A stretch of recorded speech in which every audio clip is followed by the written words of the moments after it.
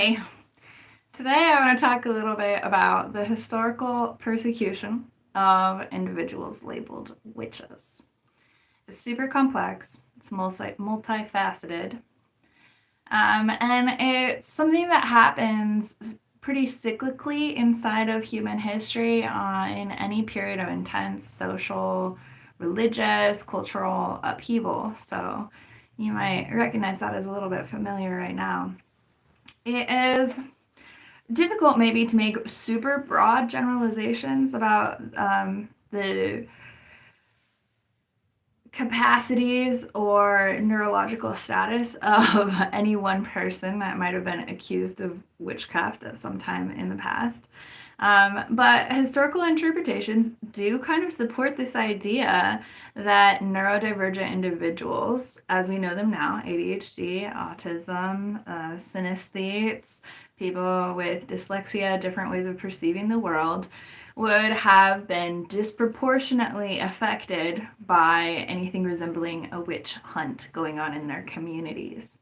And I've got a handful of reasons for that. One would be the non-conformity, the unusual behavior, that if you're in a community where people are actively looking for somebody to blame, then the neurodivergent individuals exhibiting those behaviors that are deviant from societal norms are going to really attract attention. So inside of those historical witch hunts, those behaviors that are like eccentric or nonconformist could have seemed really suspicious. Societal stigma and misunderstanding, of course, is going to be a contributor to that. Any neurodivergent traits or conditions were not understood the way that we're looking at them now as built into the neurodiversity, the neurological system of those individuals. So those behaviors that are now associated with neurological conditions like social awkwardness or communication differences would have been really easy to interpret as evidence of like malevolent intentions. Another reason that we might see that is the scapegoating during times of social unrest, economic hardship, especially, and of course, political instability. Communities often are tearing themselves apart, looking for explanations of the challenges that they're going through. So, those neurodivergent individuals that are perceived as really different may have been unfairly scapegoated. They would have been super convenient targets for blame. The perception of supernatural abilities also comes into play.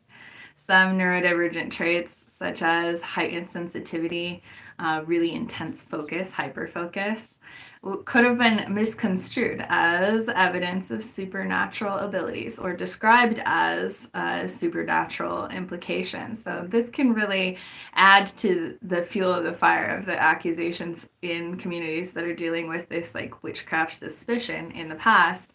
And especially if those individuals are displaying talents or skills that are not really well understood, which is actually quite common with neurodiverse individuals that may have developed those skills through hyperfocus or savantism. People in the past may have also been dealing with a lot of isolation, marginalization. If they were facing neurodiversity, they would have been vulnerable to social isolation based on their differences. And those societal panic moments could have made them super easy targets for suspicion and persecution. And of course, there's always societal control and power dynamics at play. So if we're bringing in this leverage of the witchcraft accusations linked to keeping certain people in power, leaving other people out of power, labeling people as witches could give those people in authority a special leverage over the control of marginalized groups, individuals perceived as threats to the existing power structure. So it's important to note that witch hunts, of course, are not solely related to neurodiversity. It's a bit of an oversimplification, but for me, it's a really important intersection to stay aware of the historical phenomenon, identifying where we as neurodiverse people showed up in history. So this persecution of supposed witches was influenced by a huge combination of factors: religious beliefs, political dynamics, economic pressures, and cultural attitudes towards difference in general. So, understanding that historical context of witch hunts can help shed light on the societal prejudices and the fears that contribute to the persecution of diverse, and in this case, I'm especially talking about neurodiverse individuals. So, today, as we're recognizing the importance of embracing neurodiversity, promoting inclusivity, and valuing unique contributions of people with diverse neurological profiles, I just always find it super interesting to reflect on our history as a species that's gone through a lot to try to understand ourselves and the huge range of representation and manifestation that we bring into our lives in this world on the neurological angle. Thanks for joining me. I'll check in again later. See ya.